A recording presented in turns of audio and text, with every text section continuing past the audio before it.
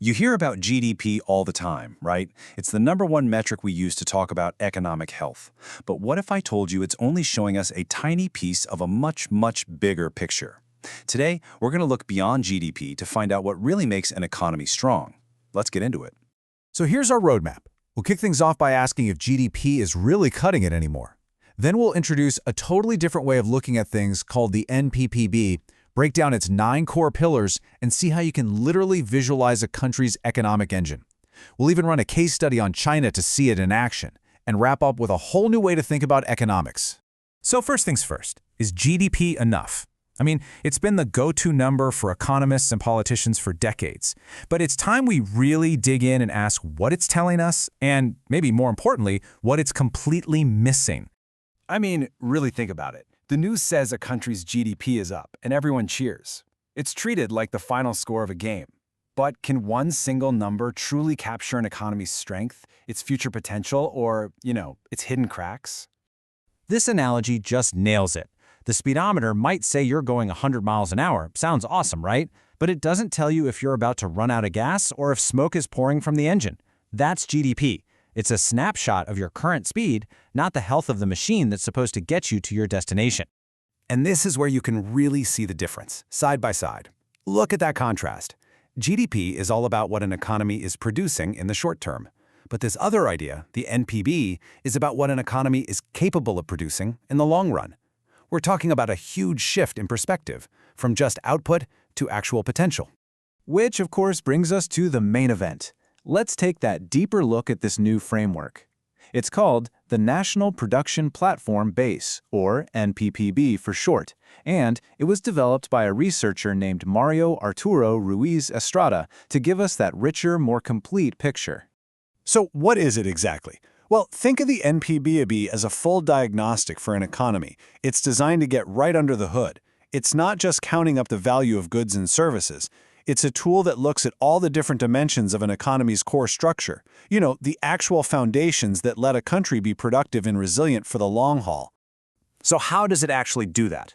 The whole system is built on something called the 9 economic pillars. You can think of these as the fundamental building blocks that hold up a country's entire economy. A nation's true strength isn't just about one pillar being tall. It's about the balance and health of all 9 of them working together. And here they are, the whole shebang. You can see right away how much more this covers than a single GDP number. We've got everything from natural resources and tech to the quality of education and how efficient the government is. To really get a feel for this, let's just zoom in on a couple of them.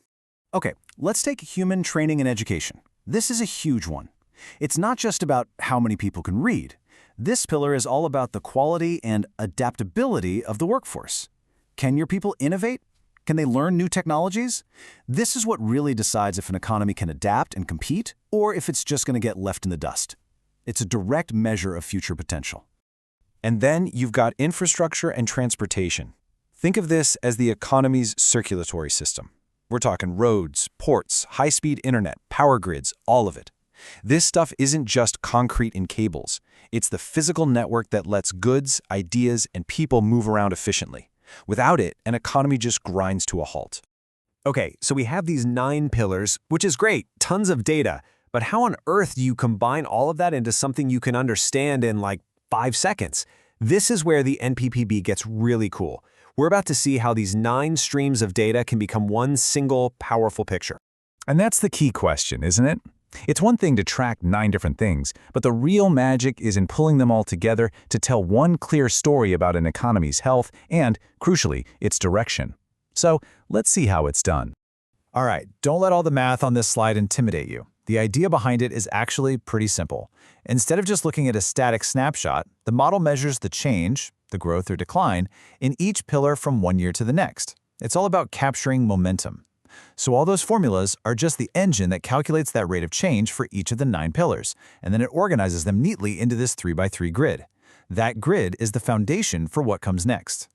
And that 3x3 matrix is basically the blueprint for something called the NPPB surface.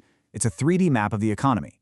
Each spot on the map corresponds to one of those 9 pillars, and the height of that spot shows you how well that pillar is performing, how much it has improved.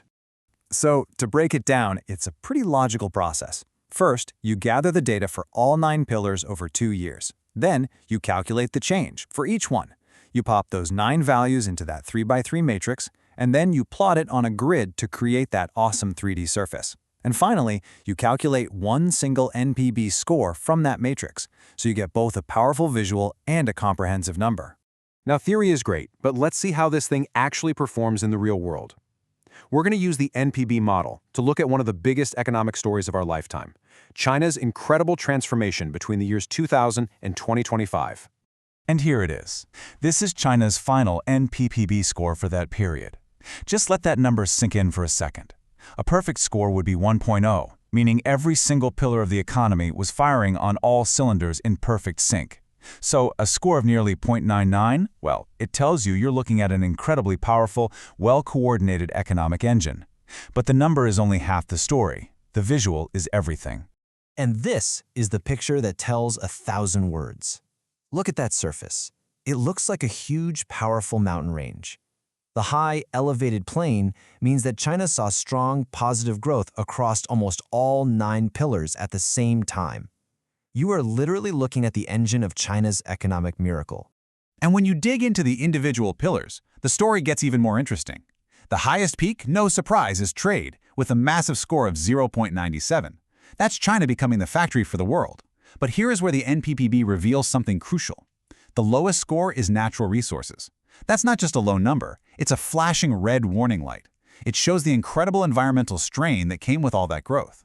This is the why it matters moment. A huge GDP can hide the fact that you're burning through your foundations. This tells us that for China's growth to be sustainable, dealing with its resource pillar isn't just a nice idea, it's an absolutely critical challenge for the future. So, let's wrap this all up. When you step back, what does a model like the NPPB really give us? I think it offers a completely new and, frankly, a much smarter lens for how we look at an economy. And it really boils down to this one simple but really profound difference. GDP is a report card on what you did. The NPB is a full physical on your capacity to perform in the future. One looks backward, the other looks forward. And that leaves us with one final thought to chew on. We've seen that GDP measures output. The NPPB measures potential.